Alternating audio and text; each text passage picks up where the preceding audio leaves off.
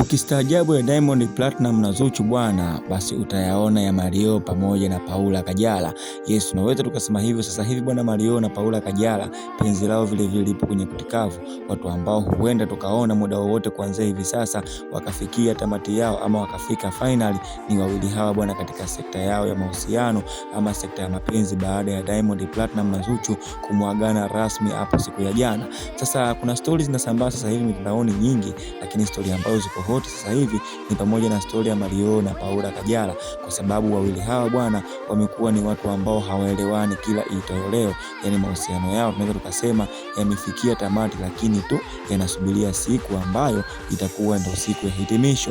Of course tunajua kwamba kwa Paula sasa hivi ameamua kujichenga ama ameamua kukaa mbali na Mario kutokana na mazingira ambayo Mario alikuwa akimfanyia hapo siku za nyuma, na ndio maana ameamua kwenda kidogo mbali ili akatulize akili yake.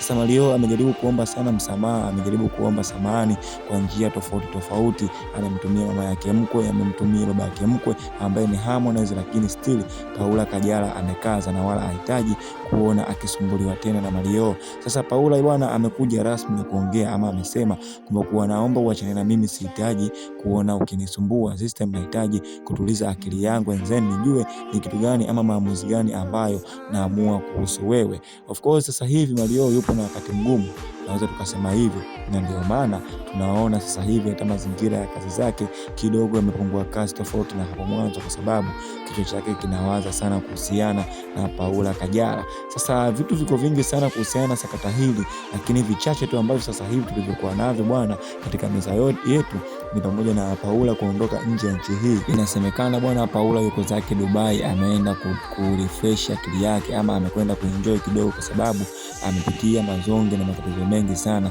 katika sakata la kwake yeye na Mario. Na Mario bwana huenda akawa amejifunza, kwa sababu inasemekana story kubwa ama chanzo kikubwa kilichomfanya mpaka Paula amue kuondoka na kutaka kuachana na Mario bwana ni masuala ya simu ama kushikiana simu, kwa sababu Mario alikuwa akimwachia simu yake Paula, na Paula kwa bahati mbaya alikuwa akiingia sehemu ya message na kukuta message za wanawake tofauti, na vile vile sometimes mpaka missed call za WhatsApp video call.